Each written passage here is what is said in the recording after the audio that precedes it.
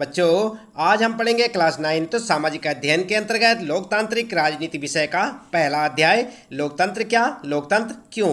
हम आपको बताएंगे बच्चों इस पाठ से संबंधित प्रश्नों के उत्तर। तो चलिए शुरू करते हैं। सबसे पहला प्रश्न है यहाँ पर आपका, यहाँ 4 देशों के बारे में कुछ सूचनाएं हैं। इन सूचनाओं के आधार पर आप इन देशों का वर्गीकरण किस तरह करेंगे।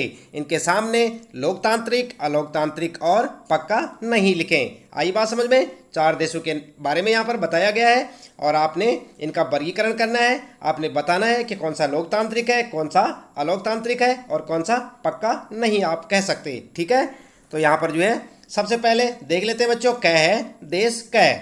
जो लोग देश के आधिकारिक धर्म को नहीं मानते उन्हें वोट डालने का अधिकार नहीं है। और दूसरा यहाँ पर ख है देश ख। एक ही पार्टी बीते वर्षों से चुनाव जीतती आ रही है। अगला है फिर आपके लिए गए देश गए।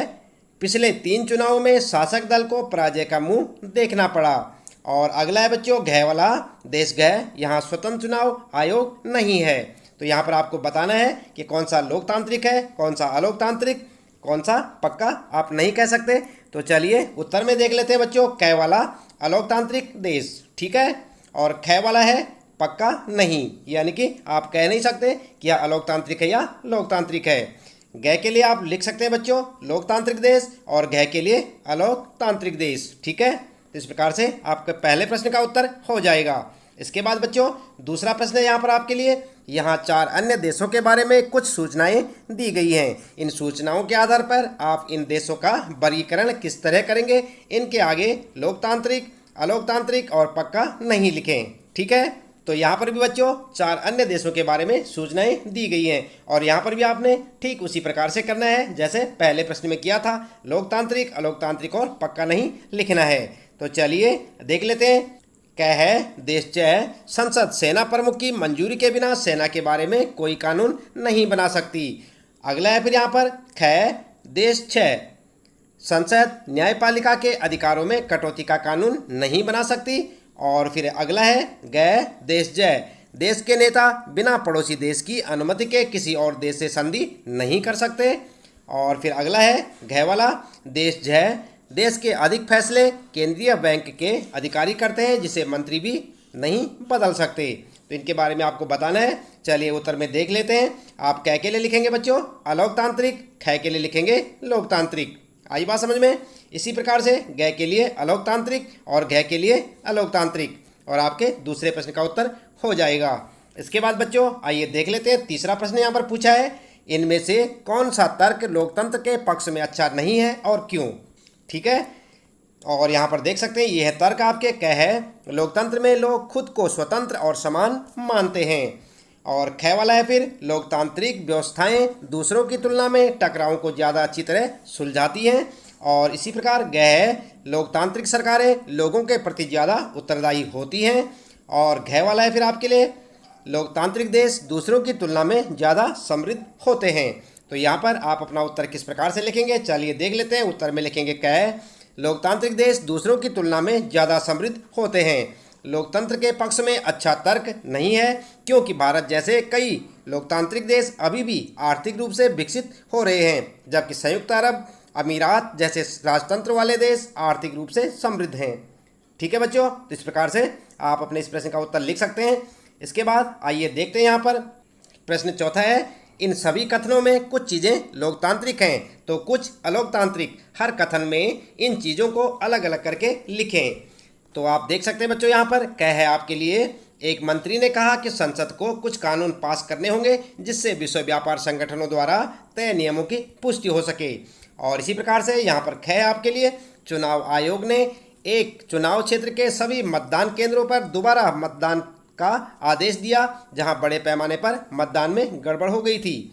और इसी प्रकार से गह है आपके लिए, संसद में औरतों को प्रतिनिधित्व कभी भी 1% तक नहीं पहुंचा है। इसी कारण महिला संगठनों ने संसद में 1/3 आरक्षण की मांग की है।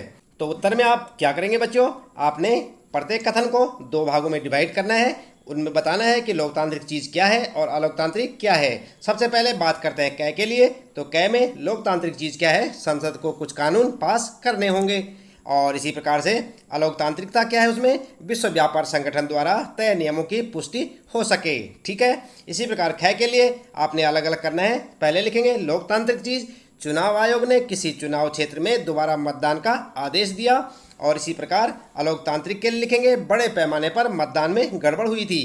ठीक है, इसी प्रकार गै कथन के लिए लिखेंगे लोकतांत्रिक चीज, इसी के कारण महिला संगठनों ने 1/3 आरक्षण की मांग की है। और अलोकतांत्रिक चीज में लिखेंगे आप, संसद में औरतों का प्रतिनिधित्व कभी भी 10% तक नहीं पहुंचा है। ठीक है, तो इस प्रकार से आप अपने इस प्रश्न का उत्तर लिख सकते हैं बच्चों, साथ साथ याद भी करते रहें। फिर है आपके लिए 5वां प्रश्न, लोकतंत्र में अकाल और भुखमरी की संभावना कम होती है, यह तर्क देने का इनमें से कौन सा कारण सही नहीं है। और यहाँ पर आप देख सकते हैं बच्चों, क है विपक्षी दल भूख और भुखमरी की ओर सरकार का ध्यान दिला सकते हैं। ख है फिर आपके लिए स्वतंत्र अखबार देश के विभिन्न हिस्सों में अकाल की स्थिति के बारे में खबरें दे सकते हैं। इसी प्रकार ग है आपके लिए सरकार को अगले चुनाव में अपनी पराजय का डर होता है। और घ है बच्चों, लोगों को कोई भी तर्क मानने और उस पर आचरण करने की स्वतंत्रता है। तो उत्तर में आप वही कारण बताएंगे जो सही नहीं है। तो उत्तर में आप लिख सकते हैं बच्चों, कारण घ सही नहीं है। क्यों नहीं है? यह कहने के लिए तर्कसंगत नहीं है कि लोकतंत्र में अकाल और भुखमरी की संभावना कम होती है। यह इसलिए है कि किसी तर्क को मानने और उस पर आचरण करने व अकाल को दूर करने में परस्पर कोई संबंध नहीं है। ठीक है बच्चों, इस प्रकार से आप अपने इस प्रश्न का उत्तर लिख सकते हैं और साथ साथ याद भी करते रहे। अगला है आपके लिए 6ठा प्रश्न। यहाँ पर किसी जिले में 40 ऐसे गांव हैं जहां सरकार ने पेयजल उपलब्ध कराने का कोई इंतजाम नहीं किया है। इन गांवों के लोगों ने एक बैठक की और अपनी ज़रूरतों की ओर सरकार का ध्यान दिलाने के लिए कई तरीकों पर विचार किया। इनमें से कौन सा तरीका लोकतांत्रिक नहीं है? और यहाँ पर आप देख सकते हैं, क है अदालत में पानी को अपने जीवन के अधिकार का हिस्सा बताते हुए मुकदमा दायर करना। और ख है अगले चुनाव का बहिष्कार करके सभी पार्टियों को संदेश देना। इसके बाद ग है आपके लिए सरकारी नीतियों के खिलाफ जनसभाएं करना। या फिर घ है आपके लिए सरकारी अधिकारियों को पानी के लिए रिश्वत देना। ठीक है, तो उत्तर में आप क्या कर सकते हैं बच्चों? उत्तर में आप लिखेंगे घ वाला बिल्कुल करेक्ट है, यह एक अलोकतांत्रिक तरीका है। ठीक है, इसके बाद बच्चों फिर आता है आपका 7वां प्रश्न, लोकतंत्र के खिलाफ दिए जाने वाले इन तर्क का जवाब दीजिए। और यहाँ पर तर्क है आपके लिए, क है सेना देश का सबसे अनुशासित और भ्रष्टाचार मुक्त संगठन है, इसलिए सेना को देश का शासन करना चाहिए। और दूसरा तर्क है यहाँ पर ख, बहुमत के शासन का मतलब है मूक और अशिक्षितों का राज, हमें तो होशियारों की जरूरत है भले ही उनकी संख्या कम क्यों न हो। और इसके बाद है ग, अगर आध्यात्मिक मामलों में मार्गदर्शन के लिए हमें धर्म गुरुओं की जरूरत होती है तो उन्हीं को राजनीतिक मामलों में मार्गदर्शन का काम क्यों नहीं सौंपा जाए। देश पर धर्म गुरुओं का शासन होना चाहिए। ठीक है, तो उत्तर में आप लिख सकते हैं बच्चों, सबसे पहले लिखेंगे क का उत्तर, सेना देश की रक्षा के लिए महत्वपूर्ण है किंतु यह लोगों द्वारा निर्वाचित नहीं है, इसलिए यह एक लोकतांत्रिक सरकार का गठन नहीं कर सकती। बेशक सेना सबसे अधिक अनुशासित एवं भ्रष्टाचार मुक्त संगठन है, तथापि कोई भी यह गारंटी नहीं दे सकता कि सेना तानाशाह नहीं बनेगी। ऐसे शासन के अधीन नागरिकों के सभी मौलिक अधिकार छीन लिए जाएंगे। ठीक है, उदाहरण के लिए आप देख सकते हैं, जनरल अगस्तो पिनोशे के शासन के अधीन चिले की जनता को कष्ट भोगने पड़े। लिख सकते हैं आप अपने उदाहरण में। और साथ साथ बच्चों अगला देखते हैं यहाँ पर ख के लिए आप क्या उत्तर देंगे। सभी लोग कुछ सीमा तक समझदार हैं। सार्वभौम वयस्क मताधिकार सिद्धांत के अनुसार हमारे देश में 18 वर्ष से अधिक आयु के सभी लोगों को मतदान का अधिकार है। समाज के कुछ वर्गों की अनदेखी करना अनुचित होगा। ठीक है, इसके बाद फिर लिखेंगे ग का उत्तर, तीसरा कथन खतरनाक है। राजनीति में धर्म को शामिल करने से गंभीर विवाद पैदा हो सकते हैं क्योंकि भारत जैसे कई धर्मों के देश में अपनी विचारधाराओं में पारस्परिक मतभेदों के कारण धर्म गुरु विनाश का कारण बन सकते हैं। विश्व इतिहास में अभी तक किसी भी धार्मिक राजनेता द्वारा चलाई जा रही सरकार सफल सिद्ध नहीं हुई है। धर्म को किसी भी देश के राजनीतिक मामलों में दखल नहीं देना चाहिए। आई बात समझ में? इस प्रकार से आप इन प्रश्नों का उत्तर लिख सकते हैं बच्चों। फिर आता है आपका 8वां प्रश्न है, इनमें से किन कथनों को आप लोकतांत्रिक समझते हैं और क्यों? और यहाँ पर आप देख सकते हैं, पहला कथन है क बेटी से बाप, मैं शादी के बारे में तुम्हारी राय नहीं सुनना चाहता। हमारे परिवार में बच्चे वहीं शादी करते हैं जहाँ माँ बाप तय करते हैं।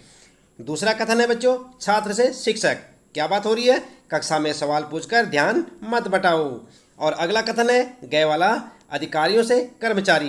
क्या बात कर रहे हैं? हमारे काम करने के घंटे कानून के अनुसार कम किए जाने चाहिए। तो बच्चों आप ध्यान दें, उत्तर में आप लिख सकते हैं कि पहला कथन जो क वाला है, पहला कथन अलोकतांत्रिक है क्योंकि लड़की को उसकी अपनी शादी के बारे में राय व्यक्त करने के अवसर से वंचित किया जा रहा है। यह कथन लोकतंत्र सापेक्ष नहीं है क्योंकि बेटी को अन्य लोगों द्वारा उसकी इच्छा के विरुद्ध शादी करने के लिए बाध्य नहीं किया जाना चाहिए।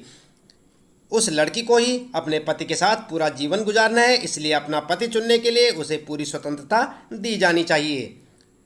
आई बात समझ में? इस प्रकार से आप लिख सकते हैं। और इसके बाद ख के लिए लिखेंगे आप, दूसरा कथन अलोकतांत्रिक है क्योंकि छात्र को प्रश्न पूछकर अपना संशय दूर करने के अधिकार से वंचित किया जा रहा है। यह अलोकतांत्रिक नहीं होगा। यदि कोई छात्र अपने अध्यापक से प्रश्न करे, सबसे अच्छी चीज़ जो एक अध्यापक कर सकता है वह यह है कि छात्रों से कहें कि कक्षा समाप्त होने के उपरांत बच्चे प्रश्नों के उत्तर जान सकते हैं, किंतु उसे छात्रों के प्रश्नों के उत्तर देने चाहिए। आई बात समझ में? इसके बाद बच्चों ग के लिए आप दे सकते हैं तर्क। तीसरा कथन लोकतांत्रिक है क्योंकि यह ऐसे नियम या कानून की मांग करता है जो कर्मचारियों के लिए लाभप्रद हो। कर्मचारी सदैव ही कानूनी मानकों के अनुसार अपने अधिकारी से किसी चीज़ का अनुरोध या मांग कर सकते हैं, अतः यह कथन लोकतांत्रिक मूल्यों के सापेक्ष है। तो इस प्रकार से आप अपने इस प्रश्न का उत्तर लिख सकते हैं बच्चों। इसके बाद फिर आता है आपका 9वां प्रश्न और इसमें पूछा है, एक देश के बारे में निम्नलिखित तथ्यों पर गौर करें और फैसला करें कि आप इसे लोकतंत्र कहेंगे या नहीं। अपने फैसले के पीछे के तर्क भी बताएं। और यहाँ पर आप देख सकते हैं बच्चों, कह है आपके लिए, देश के सभी नागरिकों को वोट देने का अधिकार है और चुनाव नियमित रूप से होते हैं। और ख है आपके लिए, देश ने अंतर्राष्ट्रीय एजेंसियों से ऋण लिया। ऋण के साथ यह एक शर्त जुड़ी थी कि सरकार शिक्षा और स्वास्थ्य पर अपने खर्चे में कमी करेगी।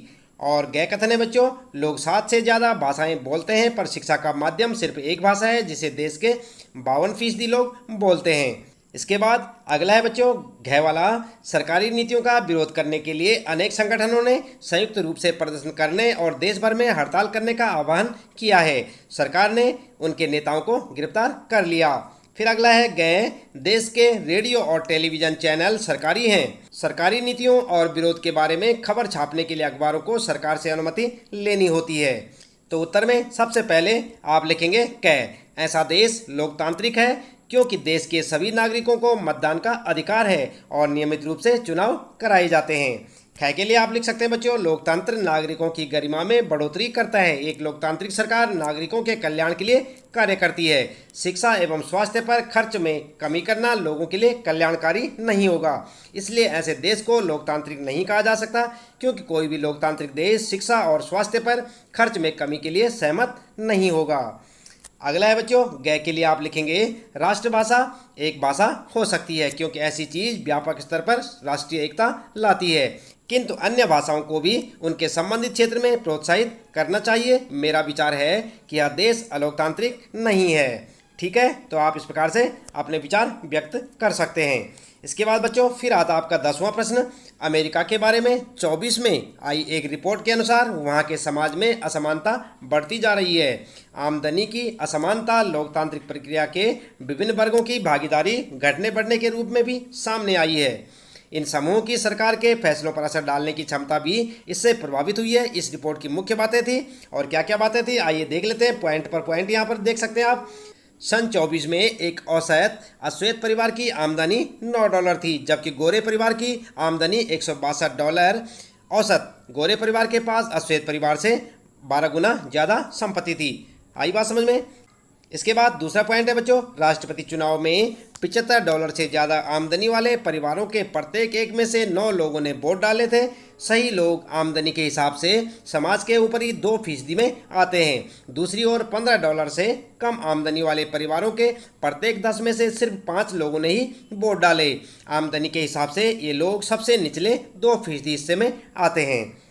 इसके बाद अगला पॉइंट है बच्चों तीसरा, राजनीतिक दलों का करीब 95% चंदा अमीर परिवारों से ही आता है। इससे उन्हें अपनी राय और चिंताओं से नेताओं को अवगत कराने का अवसर मिलता है।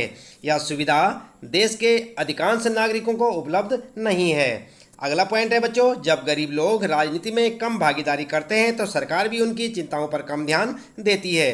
गरीबी दूर करना, रोजगार देना, उनके लिए शिक्षा, स्वास्थ्य और आवास की व्यवस्था करने पर उतना ध्यान नहीं दिया जाता जितना दिया जाना चाहिए।